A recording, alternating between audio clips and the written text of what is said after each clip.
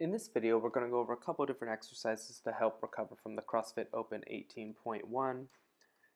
To begin, we're going to start with a hip flexor stretch. This is meant to help recover from the toes to bar exercise, which focuses on the abdominals as well as the hip flexor. To perform this stretch, we're going to be in a half kneeling position. We want to make sure that we contract our glutes at the beginning, so that way it helps level out the pelvis so we get the most stretch in the hip flexor. You should feel the stretch on the front side of the hip. That'll be the psoas muscle. You also feel it a little bit lower, which is into the quad, and then you might also feel it up into the abdominal region as well as you reach up and behind you. And so you want to hold this position for somewhere between 30 to 60 seconds and then repeat on the other side. Next, we'll do foam rolling for the glutes. And so I'm focusing on the right glute, so I'm going to cross my right leg over the other, and then I'm going to slowly roll up towards the belt line and then down towards the top of the hamstring. You can also rotate left to right. That'll get the inside and the outside portions of the glute. I can also do a little variation here where I'll flex and extend the hip to mobilize the glute tissue in a couple different positions. Foam rolling has actually been shown to help reduce DOMS, which is delayed onset muscle soreness, which is very common whenever you do some pretty high intensity exercise. So this is a great pairing, especially for the clean and jerk as well as rowing.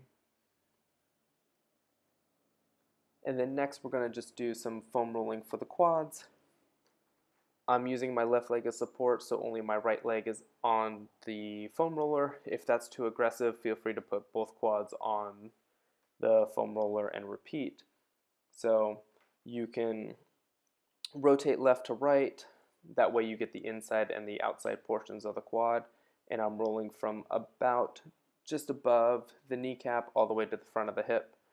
And then you can also do a variation where we're doing some flexion and extension of the knee, and that'll just kind of help mobilize the quads in a couple different positions, just like we did for the glutes in the previous video.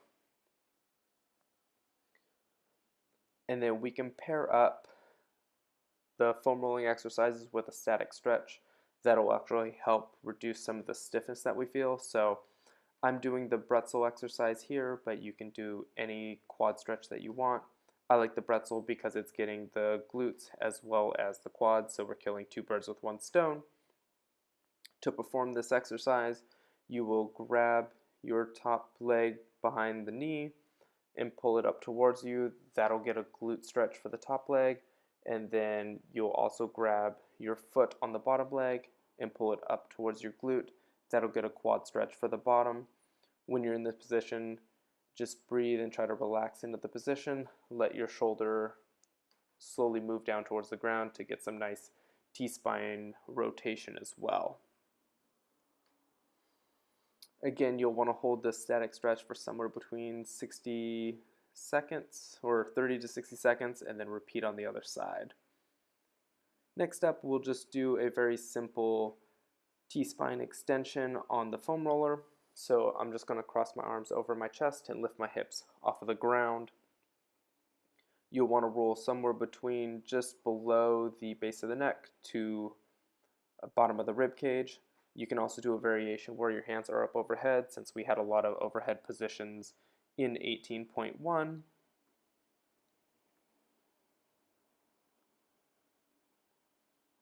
And then we can also focus on the upper traps, since we did a lot of overhead press as well. So I'm using a batting cage ball there, but a lacrosse ball works as well. And so I just put the ball just behind my clavicle and then pinned it up against the wall. And then you can see I'm doing some lateral flexion of the neck, so I'm trying to bring my ear down towards my shoulder. So that'll help stretch the upper traps. Next we'll do the rhomboids. So I'm going to place the ball between my shoulder blade and my spine, and then I'm going to just bring my arm over my chest to help move that shoulder blade out of the way and roll up and down. I can also do some horizontal adduction, so just bringing that arm across the chest. Again, mobilizing the rhomboids as well as the middle traps here. And then to focus on overhead positioning, we can also do some overhead presses in that same position.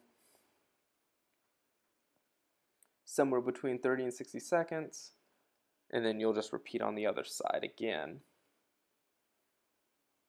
Next, we'll do a very similar exercise, but this one's for the posterior cuff. And so this time we're focusing on the shoulder. So the ball is just on the back side of the shoulder, and I'm doing internal and external rotation here. And then I can also go into horizontal adduction, stretching out that tissue on the back side of the shoulder. You kind of want to be at a little bit of an angle here, so about 45 degrees. That'll help get a little bit more of the back side of the shoulder. Since there was a lot of gripping in 18.1, we'll also do some forearm stretches. So this is for the extensors of the forearm. I'm just going to pin a ball between the side of my arm and a wall, and then go through some flexion and extension of the wrist. This is a common mobilization for tennis elbow. This one we're just going to do for the flexors, so we're just going to do for the front of the forearm. Again, just pinning the ball between my arm and the wall, and then just doing some scanning in the beginning, feeling for any tight tender spots, and then going again through flexion and extension. And we'll pair the forearm mobilizations up with a static stretch. So you can pick any stretch, but this is just a nice simple one. So we're just going to put our arm up against a wall and then bend our wrist into extension. And so you should feel the stretch on the front side of the forearm there. Again, holding for somewhere between 30 to 60 seconds. And then we'll just repeat on the other side.